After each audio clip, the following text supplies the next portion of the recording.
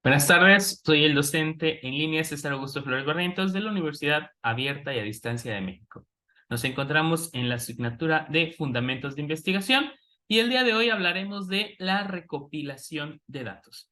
Si ya hicimos nuestro marco teórico, ya justificamos nuestra investigación, ya tenemos los objetivos y ya hicimos nuestro diseño de cómo vamos a abordar el problema de investigación. Bueno, pues ahora toca decidir cómo vamos a recopilar los datos, qué herramientas vamos a utilizar para recopilar la información que necesitamos en el proceso de investigación.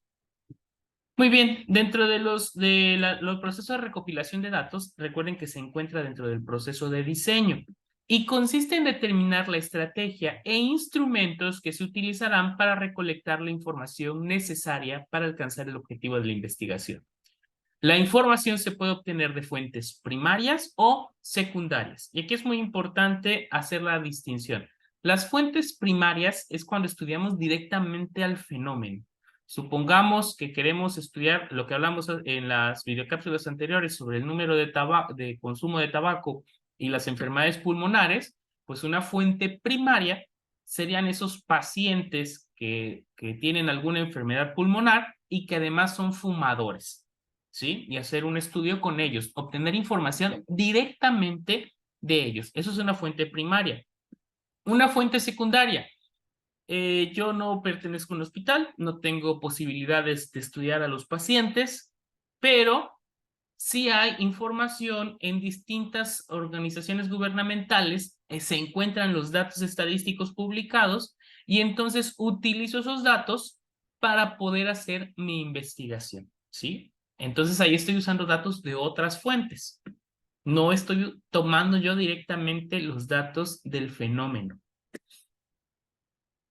Y existen diferentes herramientas. Aquí vamos a mencionar solo algunas que son son las herramientas que vienen en nuestro documento de la UNAC. El registro de observaciones. ¿En qué consiste? En la observación directa del fenómeno estudiado. Y entonces estoy observando el fenómeno y tengo una guía de observación, que esa se suele preparar con anticipación. La guía de observación no es otra cosa que un tabulador, una tabla en la que pongo los elementos del fenómeno que quiero observar, y esto se hace para que el investigador no pase por alto algo que le interesa. Como va a observar el fenómeno no una vez, dos, tres o varias veces, y tal vez en diferentes circunstancias que son importantes y que toda esa información es importante de recopilar, entonces se suele tener una guía de observación.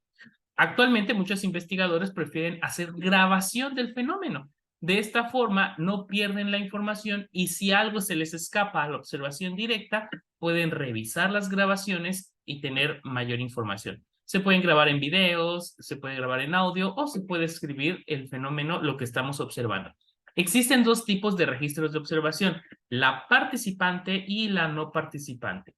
En la participante, el propio investigador participa en el proceso, en el fenómeno. Esto principalmente se da en las ciencias sociales, ¿sí? Supongamos que queremos investigar una nueva práctica didáctica y qué tan útil es.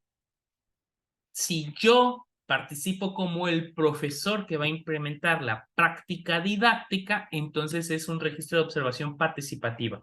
Y es subjetivo porque al ser parte del proceso, pues yo estoy influyendo en el contexto en el que está ocurriendo y en el propio fenómeno. Esa es la desventaja de la participante, que al participar el investigador mete su propia subjetividad en el proceso. La no participante consiste en ser un espectador que no participa en el fenómeno. Supongamos de nuevo con lo de la práctica didáctica, instruimos a otro profesor para dar la práctica didáctica, ese profesor hace la práctica didáctica con un grupo y nosotros simplemente actuamos como observadores, tratando de no interferir, de no generar ruido en el ambiente y que de esa forma se lleve a cabo la práctica y nosotros solo seamos observadores. De tal forma que no sería subjetivo, es un poco más objetivo. La entrevista. La entrevista es un proceso de comunicación, un diálogo entre dos personas, el entrevistado y el entrevistador. Permite obtener muchísima información de la fuente directa Y existen tres tipos: la cerrada, la profunda y la semiestructurada. A la cerrada se refiere a que las preguntas son de opción, ¿sí? El entrevistado no va a poder tomar opciones distintas o dar un punto de vista como tal, porque aquí se busca que el entrevistado dé una respuesta tajante: un sí, un no, un 1, un 2, un 3, un 4, un 5, si usamos una escala Likert, etcétera, etcétera. La semiestructurada tiene este tipo de preguntas, pero además tiene preguntas que le permiten al entrevistado dar su propia opinión. Por ejemplo, ¿cómo evalúa la calidad en el servicio en una escala del 1 al 5? Supongamos que esto es una escala Likert, donde 5 es totalmente satisfecho y 1 es insatisfecho o totalmente insatisfecho con el servicio. Y después de eso, de que ya nos contestó, por ejemplo, 4, ahora decirle por qué ha otorgado esa calificación al servicio prestado. Y ya el entrevistado se explayará o dará su explicación. La ventaja de las preguntas cerradas en una entrevista es que son fáciles de analizar, ¿sí? Podemos contar cuántos dieron 5, cuántos dieron 4, cuántos dieron 3, cuántos dieron 2, cuántos dieron 1. La desventaja es que no nos da mayor información. La ventaja de las preguntas abiertas es que nos proporcionan una cantidad de información extraordinaria, ¿sí? Ya no solo es estoy satisfecho, es el por qué estoy satisfecho, y eso nos da mucha información, o no estoy satisfecho por esto y por aquello. La desventaja: su análisis es muy complicado o más complejo.